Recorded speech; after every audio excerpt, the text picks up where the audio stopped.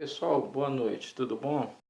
Eu estou tentando enviar o vídeo de aula do básico para a turma de Vida e Ministério de Jesus. Eu estou tentando enviar pelo notebook, via WhatsApp, mas está muito complicado, né? Mas aí eu estou agora tentando mandar pelo próprio celular, fazendo videozinho e mandar pelo próprio celular. Então eu queria o seguinte, que vocês não reparassem a questão da qualidade, né? O som, não sei se vai ficar muito bom, mas eu vou fazer o possível para ficar, para melhorar ao máximo, para que vocês possam entender aquilo que a gente está passando, tá bom?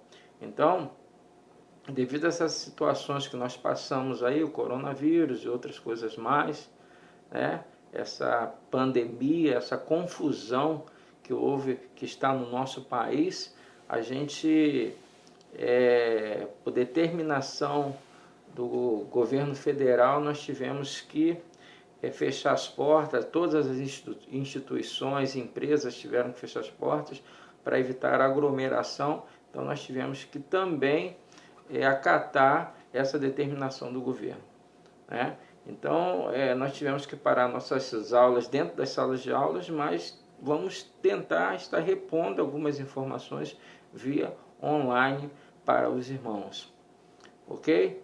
E vamos ver se nós conseguimos, vou ver se eu consigo enviar esse vídeo para o grupo que foi aberto no WhatsApp, para o básico do pastor Cleito, Vida e Ministério de Jesus. Você que é novo, nós já passamos um trabalho, desculpa, nós já passamos um trabalho, um trabalho sobre a dinastia dos Herodes. A maioria dos alunos já fizeram, aqueles que começaram desde o início, e aqueles que chegaram um pouco mais tarde, uma ou duas aulas antes da gente ter essa intervenção, nós estamos passando, que é a dinastia dos Herodes, para que você possa terminar essa disciplina, né? A gente, no retorno, a gente vai ter que correr, vamos ter que repor aulas, vamos ter que estender um pouco mais, mas isso faz parte, ok? Nós demos, nas últimas aulas, nós falamos sobre as classes religiosas. No início, nós falamos sobre os Herodes, nós falamos sobre Jesus sendo revelado nas profecias do Antigo Testamento, sendo cumprido no Novo Testamento. Demos uma pincelada sobre isso e começamos a falar sobre as classes religiosas que iniciaram no período testamentário.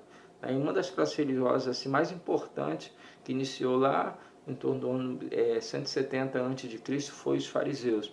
E os fariseus, eles tiveram uma importância muito grande na religião judaica, né? Na questão do desenvolvimento da religião judaica, principalmente para ser mostrado no período de Jesus. Os fariseus, eles cooperaram, apoiaram a guerra dos Macabeus através de Judas Macabeus, no período que Roma estava iniciando a sua ascensão, e eles conseguiram uma aliança com Roma através dos Herodes, dos Asmoneus, dos Idumeus, pela família, né, dos Herodes e da esposa de Herodes o Grande. Eles conseguiram assim uma aliança, de forma que os cultos e os cerimoniais do judaísmo continuassem mesmo no período de cativeiro, ou seja, no mesmo período que Roma estava dominando todos os povos naquele momento.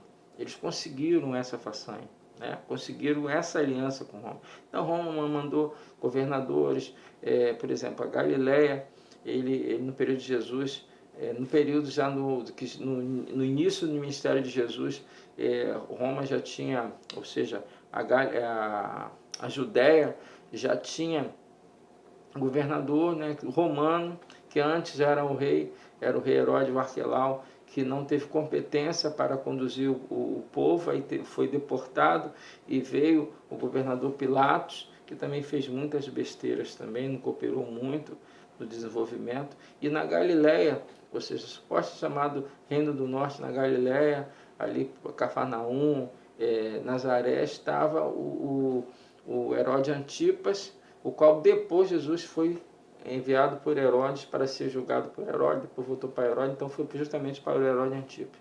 Então, os fariseus eles tiveram uma participação muito grande, né? Eles eram vistos como separatistas, pessoas que eram separadas da questão da impureza, né? Eram vistos assim, eles se achavam muito bons como religiosos, e também criticavam aqueles que não eram tão bons assim na visão deles.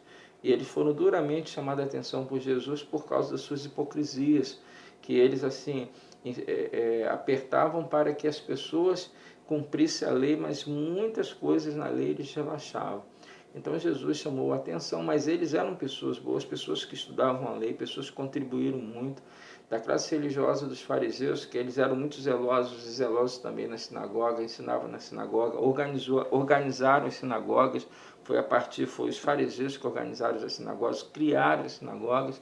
Então, eles tinham, e no meio deles, assim, saíram muitos doutores da lei, como Nicodemos, como José de Arimateia, como Paulo de Tarso, como Gamaliel e vários outros que representaram, assim, que se despontaram na época deles, e a maioria deles se tornaram depois cristãos judeus convertidos ao cristianismo, né? Então o judaísmo ele teve a sua participação e foi muito bem assim, foi muito bem, o trabalho dele foi muito bom desenvolvido, foi muito bem desenvolvido nesse período. Eles acreditavam na ressurreição dos mortos, acreditavam nos anjos, acreditavam na vinda do Messias, né? Porém, uma outra classe que nós vamos comentar agora, que é a classe dos saduceus, eles não tinham eles eram meio céticos, não tinham essa confiança, né? Eles assim, veio do período lá veio assim, se originou na época de Salomão, quando Salomão separou Zadok para ser o chefe dos sacerdotes. Então, a partir de lá, esse nome Zadok se tornou posteriormente saduceu, e que se criou essa classe dos saduceus, aqueles que organizavam todos os cerimoniais, todos os sacrifícios no templo. Toda a parte administrativa do templo estava a cargo dos saduceus. Então eles eram pessoas de posse, pessoas de riqueza, de riquezas materiais, porém eram pessoas muito altivas, muito mesquinhas, e muitas vezes eles eram criticados também pelos fariseus e também foram duramente chamados a atenção pelo próprio Jesus, porque eram pessoas que só viam a falha dos outros, mas não deles. Então vivia muito na parte da religiosidade, do cerimonial, mas não na vida espiritual em si. E eles não acreditavam nem na ressurreição dos homens, nem na ressurreição dos homens no último dia, não acreditavam muito na salvação por intermédio da fé e nem no ministério dos anjos. Eles eram bem céticos, né? Então, a diferença entre os saduceus e os fariseus era justamente essa. Eles não acreditavam em anjos, mas os fariseus acreditavam. Eles não acreditavam na ressurreição dos mortos, mas os fariseus acreditavam. Eles não acreditavam muito na vinda do Messias, os fariseus acreditavam. Não acreditavam muito na salvação, e os fariseus acreditavam. Então essa era a grande diferença, porém eles estavam sempre juntos ali no Sinédrio, tomando as suas decisões. Nós vemos também, para a gente avançar um pouquinho, vou ver se eu consigo enviar todo esse vídeo, os essênios. Os essênios também eram uma classe religiosa muito conhecida, eram pessoas assim vistas da maior alta estirpe por causa da sua espiritualidade. Eles resolveram sair do meio social, político, religioso da Judéia, de Judá, de Israel em si, e começaram a formar os seus grupos, formar as suas comunidades nas montanhas, nos vales, nos desertos. Até mesmo eles participaram de uma construção nas ruínas do Mar Morto, o qual ali, pelo que se consta nas histórias, eles ali montaram as suas residências ali, e depois de muito tempo se encontraram muitos manuscritos escritos, ou manuscritos feitos pelos próprios essênios.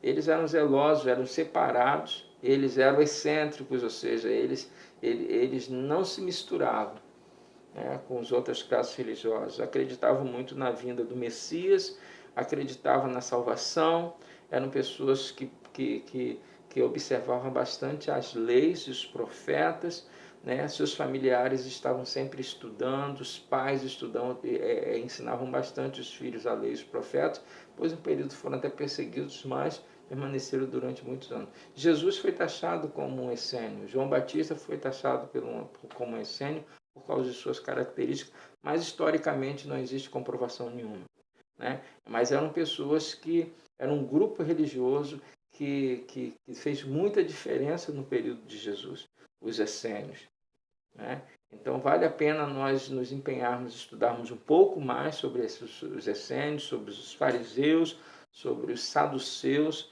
os escribas que vamos falar agora. Os escribas eram mais uma profissão do que uma seita. Foi criado também lá no período, antes um pouquinho do período testamentário. Esdras foi o primeiro escriba, aquele que leu a lei, aquele que organizou a lei, conhecia muito bem o hebraico. Depois passou-se os outros escribas a entenderem mais o grego. Eram pessoas assim que eram copistas, que copiavam a lei interpretada para os pergaminhos, para ser ensinado nas sinagogas e no templo. Então era muito inteligente nessa área. Porém, as suas interpretações muitas das vezes não eram registradas em pena, em pergaminho. Então as suas interpretações ficavam soltas no ar. E se houvesse alguma refutação, não poderia ser confrontados. Então muitos deles agiam de má fé em relação a isso, porque ensinavam coisas que muitas vezes não estavam inseridas na própria lei, ou não estavam sendo mostradas na própria lei. Não era a interpretação própria. Então, alguns escribas agiam de má fé. Embora muitos eram muito sinceros, outros agiam de má fé. Os reis utilizavam bastante os escribas para, para orientar acerca de profecias e outras coisas mais, né? Eram pessoas estritamente estudiosos, dedicados, mas alguns poderiam dar muita credibilidade, outro não não poderia depositar muito crédito neles, mas eram pessoas fundamentais naquele período, no período de Jesus, né? Nós vemos que o Mardoqueu foi um escriba no período de Esté, assim que fez grande diferença, influenciou bastante através das suas escritas em relação ao rei da Assuero e tudo mais. Nós vemos lá no livro de Esté uma grande participação de Mardoqueu junto com Esté. Os samaritanos, uma classe, um povo religioso, um povo de Israel, que iniciou-se lá no período onde o rei Salomão ele faleceu e deixou o trono para o seu filho Roboão. Então Roboão ele não teve maturidade para conduzir o povo e houve o cisma, houve a abertura, houve a separação, houve um golpe de Estado pelo filho de um dos servos de Salomão, que foi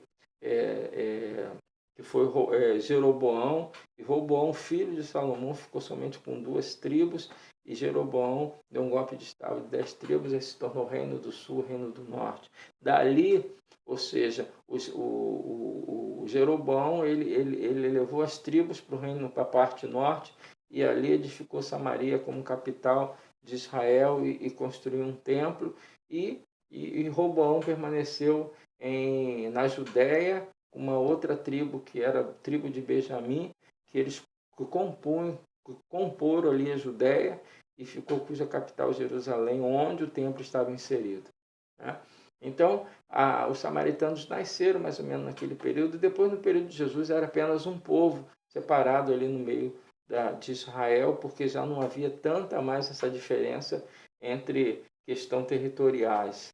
Era um povo que era discriminado porque se miscigenaram, se misturaram. É uma longa história, e se vocês quiserem se aprofundar mais, seria bom se aprofundar sobre a história dos samaritanos, mas eram pessoas discriminadas por causa da sua miscigenação, não continuaram puros como os judeus continuaram. Por isso eles eram muito discriminados pelos judeus, porém Jesus quebrou esse tabu quando pregou a mensagem de salvação para a mulher samaritana, e assim foi se espalhando pelas Samarias, eles alcançaram a salvação. Então, os samaritanos se tornaram zelosos pela palavra de Deus, eram pessoas de bom coração, porém, durante toda a sua vida e em muitas gerações foram discriminados. Os samaritanos. Nós temos também os herodianos, que faziam parte, que eram um grupo, mais um grupo político que estava mais junto com Herodes nas decisões de Herodes, apoiava as decisões de Herodes, apoiava as decisões de César. Então era mais aqueles que estavam sempre prontos para agir segundo as ordens de Herodes. Os herodianos trabalhavam mais ou menos assim, né? Ajudando Roma, oprimindo os judeus em relação à situação política, em relação aos decretos que eram impostos. Então, os herodianos, era tipo um partido político que apoiava os Herodes e também Roma, os herodianos. Os zelotes, nós vemos que eram revolucionários, que brigavam muito por uma liberdade, uma independência em relação a Roma, mas não sabia como. Então usavam da força para alcançar. E quando Jesus ele se manifestou no início do seu ministério, eles viram em Jesus uma oportunidade de ascender Jesus como um rei político. E Jesus falou que o reino dele não era deste mundo, né? Jesus veio para trazer boas novas de grande salvação, e isso era espiritual. Os zelotes não entenderam, por isso que houve algumas dificuldades que até desencadeou a prisão do próprio Jesus. Então os zelotes eles foram presos, a maioria deles, porque eles entraram em batalha contra os romanos, foram presos, alguns foram mortos. Jesus foi até trocado por um dos zelotes, que foi Barrabás, nas escolhas ali que foram feitas pelo povo na época da crucificação de Jesus. E Jesus também, ele tinha um que era revolucionário, que era um dos seus discípulos, era Simão Zelote, que se tornou apóstolo, né? A gente não vê nós não vemos assim uma participação muito grande de Simão Zelote, porém ele se tornou apóstolo e provavelmente se tornou um grande missionário para onde ele foi quando houve a dispersão depois da morte e ressurreição de Jesus, né? Quando o rei Agripa matou Tiago, o filho da espada, então houve aquela dispersão toda, né? Paulo perseguindo os cristãos e houve a dispersão e a maioria dos apóstolos foram cada um para o seu lado, né? Então os zelotes, eles eram revolucionários, era um grupo de pessoas que não eram considerados assim, de fato como religiosos, conheciam a lei, até preservavam a lei, mas a sua visão era batalha, era guerra, e guerra humana, física, para sair debaixo do jugo de Roma. Os publicanos eram considerados que tinham menos credibilidade possível, mas eles eram pessoas corruptas porque eles eram chamados de funcionário público de Roma, contratado por Roma, né, para eles recolherem os impostos, então eles eram injustos no recolhimento dos impostos. Por isso que Zaqueu, quando ele recebeu Jesus, quando entregou o seu coração para Deus novamente, voltou a se tornar um judeu autêntico. Ele falou, quando ele foi modificado pela presença, pela palavra de salvação de Jesus, Zaqueu ele falou que se ele defraudou alguém em toda a sua caminhada, ele ressarçaria 4 vezes mais. Por quê? Porque era justamente o número, o valor que eles cobravam a mais. E Roma não estava preocupada com a corrupção, o que ela queria era a parte dela. Então os publicanos e os cobradores de impostos, eles tiravam a sua parte, uma grande parte, e entregavam a parte de Roma. Então eles eram corruptos, né? Eles eram ladrões. Então Mateus foi alcançado e se tornou um discípulo. Mateus era subjugado aos publicanos, porque ele era apenas um coletor de impostos e existia hierarquia. Os publicanos estavam na alta escala da classe hierárquica e os cobradores de impostos estavam abaixo, prestavam conta aos publicanos. Porém, também se desviavam muito dinheiro também os coletores de impostos. E coletavam impostos de fazendas, ou seja, de terras, de produção de alimento, de criação de gado, né, e outras coisas mais, de produtos artesanais, de pesca e outras coisas mais. Então, eles cobravam impostos de tudo, e uma grande parte ia para Roma, e uma parte também enorme ficavam para eles, por isso eles eram ricos. Tinham boas casas, né? Tinham boas roupas, tinham uma boa condição financeira, comiam bem, né? Tinham um bom prestígio como pessoas de posse, porém eram vistos como seus conterrâneos, como bandido, como ladrão, como cão, e eram piores do que os próprios helenistas, os quais criavam porcos e eram repudiados pelos judeus, porque os judeus tinham pavor de porcos. Então os publicanos eles foram muito recriminados por causa disso, por causa da sua desonestidade, né? E por não e por estar trabalhando para o inimigo, né? Os publicanos. Então, pessoal, nós fizemos um apanhado sobre isso. Eu gostaria que vocês buscassem mais essas informações, de forma que vocês pudessem assim estar mais inteirados. E eu vou estar mandando os vídeos, se eu conseguir mandar esse que eu estou gravando no celular, eu vou estar mandando os vídeos para vocês das aulas, e depois a gente vai dar uma pinceladazinha para a gente pedir alguns trabalhos, fazer um testezinho, alguma coisa assim, quando nós voltarmos para a sala de aula. Ok, pessoal? Então foi um prazer estar com vocês, né? Espero que vocês estejam tomando todas as prevenções necessárias. Eu acredito que por esses dias nós vamos estar nós sendo liberados para nós estarmos voltando às aulas junto com os irmãos. Vamos estar orando por isso, né? Como seminaristas, como pastores, como professores, como bacharéis, possamos estar orando para que Deus possa estar intervindo nessa situação, de forma que o seu povo possa continuar caminhando e toda a população continuar as suas vidas. Ok? Até o próximo vídeo, tá bom? Foi um prazer estar com vocês. Fui!